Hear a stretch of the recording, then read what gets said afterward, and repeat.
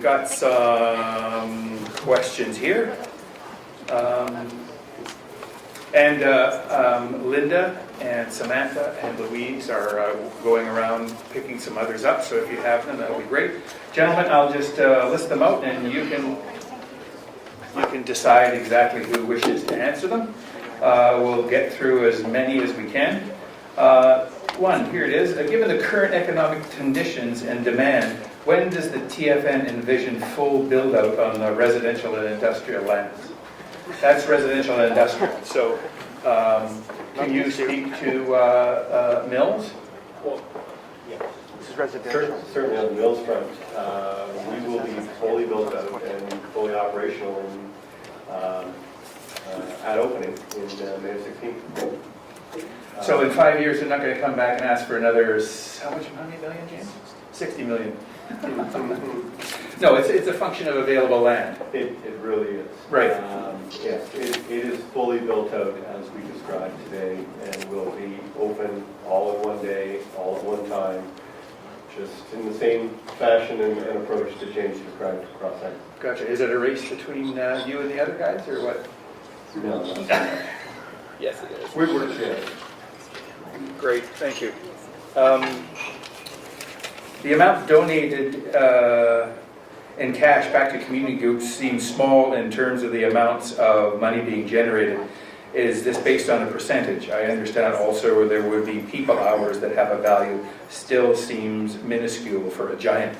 Comment. It's not a percentage. It really is based on the requests and the need.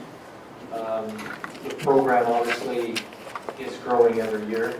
We are trying to allocate more dollars to that, and as the requests come in and as we get more into the community, we'll see those numbers grow. Thank you. With the added number of people who will be attracted to this site, what consideration or additional funding is being considered by the owners for public amenities like Delta Hospital and police, fire, and ambulance services? I'll speak briefly to that and then potentially throw it over to Tsawwassen First Nation. But basically, Tsawwassen First Nation as a treaty nation, we pay taxes to Tsawwassen First Nation, and they are the service provider, if you will, for things like emergency services and fire and police and such. So I know they have agreements, and I'll turn it over to Tom. Tom, who's Chief Administrative Officer at Tsawwassen First Nation. Welcome. Thanks, Ian. Thanks, John. I'll be brief. As a tax authority, Tsawwassen First Nation, under its treaty, has all of the powers and responsibilities of municipal jurisdiction. We currently provide services in part through our own team, our public works team, some of the utilities that we provide. We also have a number of service contracts for the provision of services. We're a small but growing entity, and so we're constantly assessing the most effective way to provide services. So we currently have, I think, 7 fantastic servicing agreements in place with the Corporation of Delta. We work very effectively together, all the way from currently dike maintenance to road maintenance to fire to police to water. As TFN grows, we've been working very closely with the Corporation of Delta to talk about some transition plans, and as TFN has the capacity to take on additional services, and for instance, road maintenance or dikes will be doing so. I can tell you that for policing, there's certainly no immediate plan to take that on, and fire is a few years down the road yet as well. So, we work very closely with Delta Police, Delta Fire on all of those services. So it would be anticipating what the policing services might be required for that for any number of years, and then it would be a fee-for-service basis contract or provision of services back with police through Corporation of Delta. Yeah, so we have a contract at the moment with the Corporation of Delta and Delta Police Department for the provision of services. So it's just a question, and we're working on that right now with Delta Police and with the corporation, working very closely on cost modeling, cost assumptions. And one of the things I'm going to do when we're finished, is introduce James and Melissa from Delta Police to do some more work on costume models. So we're all on board on the same page in terms of where we're going with this. Yeah. Super. And you've got the Aboriginal liaison officer from Delta Police on site on a regular basis too. We do. The Aboriginal liaison officers at yet another police services agreement, which is funded through British Columbia and Canada, and they provide very effective policing. Super. Good. Thank you very much for stepping up. Mills is referred to as a destination mall. West Edmonton has skating rink, wave pool, entertainment section. What attractions are the Mills offering?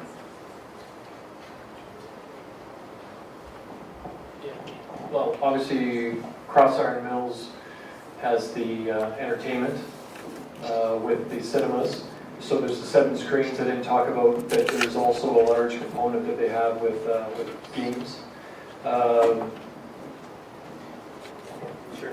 I guess the reality is what the primary driver to bring people together is the retail piece. So there's no question about it.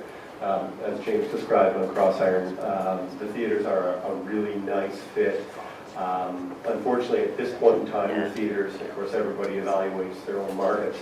At this point in time, the theaters are not receptive to coming in to the project. Never say never, these projects always evolve over time. The notion of spending another $16 million and reinventing portions of Crossborder is an example of that. Retail evolves. But the destination is really about the retailer content, and people are driving and coming to the center for that as a primary purpose. And with the statistics that you just quoted in terms of $600 per square foot in terms of yield in what last year, you're not going to get that yield out of an ice rink, are you? Well, typically not, but that's again, it's all part and parcel of the overall offering. Right. Good. Thank you. What level of thought has been given to dampening or preventing light emissions? So the amount of lights that you're going to be needing for a parking lot, etc. What type of technology you're looking at then to reduce the amount of spill, let's say? Sure. We look at the concept of night sky and night sky protection within the zoning bylaw itself. For instance, the Tsawwassen First Nation has a light standard height of a maximum of 40 feet. Across Iron, granted, there is much less residential immediately around Cross Iron is 60 feet for instance. So lower light standard and light technology is changing very, very rapidly. So absolutely, we're focused on keeping as best we can the light within the site and from not reflecting outward. Obviously, there are some safety concerns on an ongoing basis that we need to have a certain level of illumination, but it is very much on our mind, and we design for it and we operate it in that regard. Thank you. What differences do you see in sales per square foot in Tsawwassen, given the proximity to the U.S. border versus Calgary and Vaughan, which aren't necessarily close to the border? And do you intend to market to Washington State consumers? It's the whole cross-border shopping piece of this. I know when talking to my colleagues who live and breathe and are from here, that a lot of people routinely travel across the border for outlet value retail shopping. So are we going to market down that far? To be honest, I don't know if we'll go that far, but we certainly are interested in trying to intercept as much of that as possible, and we believe that we can with regard to the retail mix that we're proposing for Tsawwassen. As far as productivity, what we refer to as productivity, sales volume of the tenancies, the market is incredibly strong in BC, and so we have similar visions for Tsawwassen as we're seeing in Crossborder. Thank you. To James, will there be kiosk opportunities for small business retailers in Tsawwassen Mills? And one of two parts, the local retailers, Sully's and Bodo. What percentage of the total number of retailers are local retailers? I don't know the number off the top of my head. Local and regional, which would be Alberta, Calgary-based. That total would be roughly 20%. I don't know exactly in terms of local, if you're talking about Calgary, I'll have to figure that out. But when you're talking about 200 retailers, it probably is in that 15 or 20. Local opportunities, yes, prior to opening, Crossborder Mills opened roughly 80% occupied, and that other 20% was an opportunity for us to do, as I said, the temporary retailers. So at the grand opening of Crossborder, we had 30 what we called inline temporary stores, and then there's another 30 kiosks or carts, what we call them, which are rented on a temporary basis. So there's basically 60 opportunities to participate in the grand opening and going forward. Obviously, those 30 that are in line will get eventually permanently leased, but as Bodo and Murdoch did, they held on to those positions and leased them long term. And the temporary kiosks, what type of commitment what type of commitment do you require for temporary kiosk operators? Time-wise? Temporary kiosks, even the temporary inline, they generally run anything under a year, so it can be anywhere from 1 day to a year. Gotcha. Literally, we have retailers that come in for a day, a week, a month. You can pick, there's no time frame, you can, as long as it's kind of under a year, Gotcha. and then they're just renewed yearly after that. Which means there's availability. When we lease up a shopping center, we always leave room, if you will, because the retail concepts are obviously very different sizes, and it's very hard to predict how it all comes into play. So as James said, you know, we're always under 100% on all of our shopping centers. We typically hold about 5% vacancy for flexibility purposes. But when we open a shopping center, again, open all the same day, like we're talking about Crossborder and Kiosk, there's a slightly higher vacancy. We want to bring in, and we look at these temporary tenants as almost as an incubator approach. And it, you know, it's borne very good fruit for local retailers and us in a cooperative way, and certainly some of the retailers that James was talking to. Super. Well, the Delta Chamber of Commerce also operates Delta's official visitor center. So maybe we should be looking at a kiosk opportunity to run a satellite visitor center and promote the rest of Delta. Anyway, that's another thought. What do you see as the future of existing retailers in Ladner and Tsawwassen? And I'm sure you've heard that in your discussions with both of the business groups there. Do you expect them to be able to survive if customers are lured away to the new mall? I would say absolutely they will survive. Will there be absolutely no overlap? I can't say that, but from the Mills perspective, we are very focused on fashion. Notwithstanding it may be full price or traditional fashion versus, say, outlet or value, it's primarily fashion. So that offering, I think, is very much complementary to the local services and businesses in the area. And beyond that, the whole notion of just bringing more people into the area. We're very happy, as James, I think, has done a great job of conveying, very happy to work with all ranges of community organizations and associations to maximize the benefit for everybody of those additional people coming into the market. Thank you. Here's another one. Tom, this might be another one for you. How do these developments contribute to Delta? In other words, support of hospital. We've heard about police and fire, schools, parks, community facilities, local business groups, etc. Is that something you want to chat?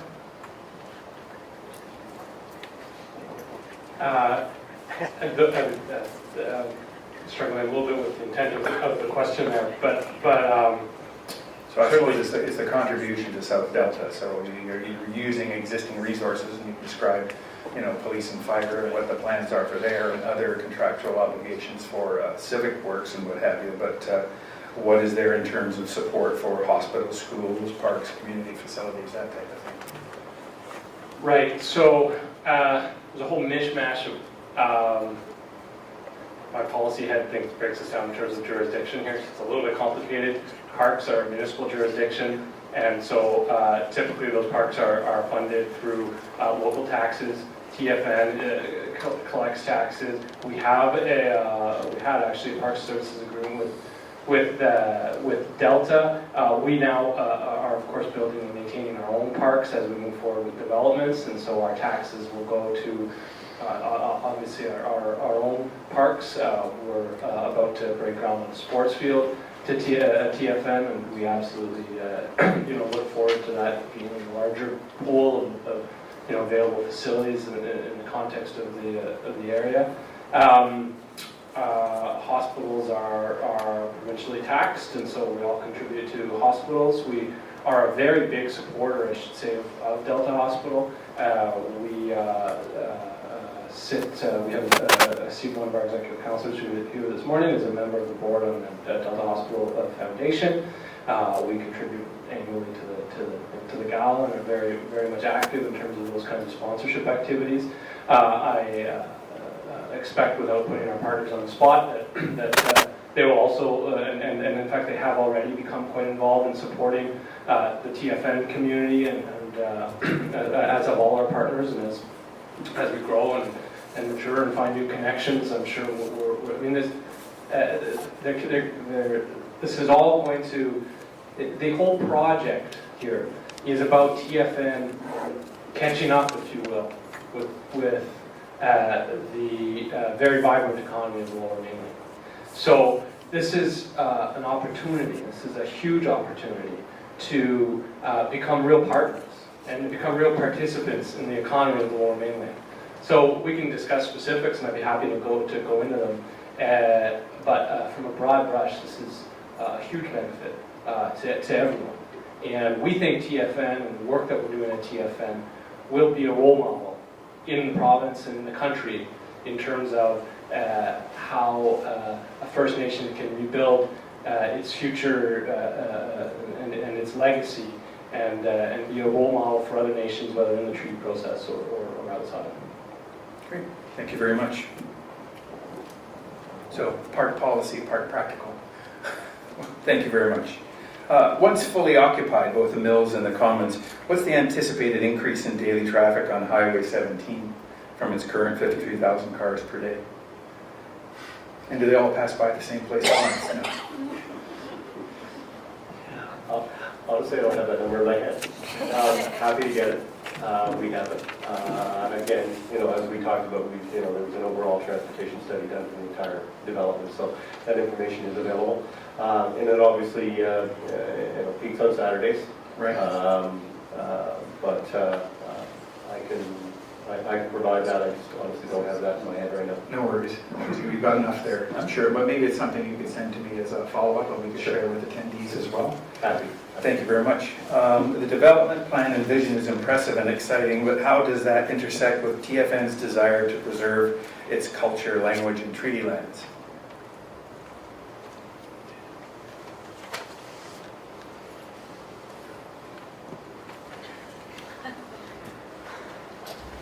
Would you like me to repeat it? I'm sorry. No. Melissa from Delta Police was asking me about the transportation study, so it was a good. I was distracted for a good reason. Sorry to throw you under the bus. That's fine. Can you repeat She's the been there. Yes. The development plan and vision is impressive and exciting, but how does that intersect with TFN's desire to preserve its culture, language, and treaty lands? So, you may have heard of Chief Clarence Louis of the Soyuz. He has a great quote, which I always repeat. He said, you cannot rebuild culture if you've got nothing to rebuild it with. The only way that we are going to be able to rebuild culture and language and that capacity is with resources. And that's what our community has embraced. They already see the richness and the vibrancy growing.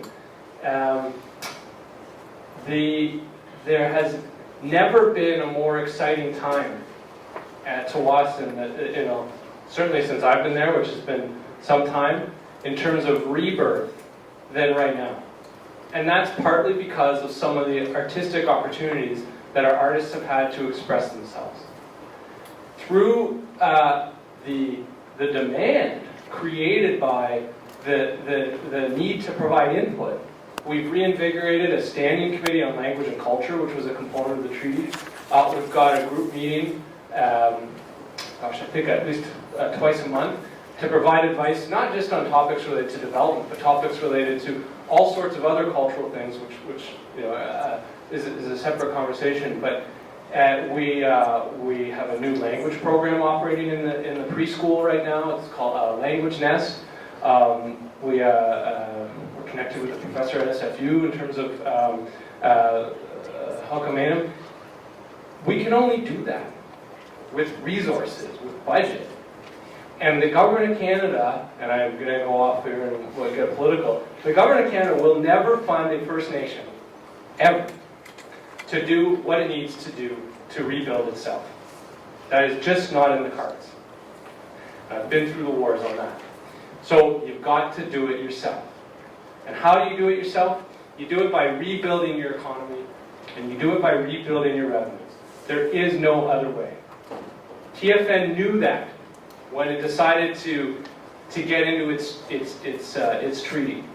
It knew that when the membership voted 95% for this commercial development and 92% for industrial development. It realizes the opportunity, and it sees it. And it's to rebuild the nation, the culture, the foundation of the nation. You cannot do that if you are stagnating economically. It's just not possible. They all go together. Super. Thank you very much for that. Sorry. No, that's fine. And I think on that note, ladies and gentlemen, I think I'm going to call our event to a close. I would like to thank each and every one of you for staying here, your commitment in some cases to be here from the crack of dark at 7 a.m. We sincerely appreciate the contributions and input of our speakers and our presenters. A special thanks to Chris Hartman and the folks at Tsawwassen First Nation Economic Development Corporation for your support and participation. And certainly, Tanya, if you could take our regards back to Chief Bryce, that would be great.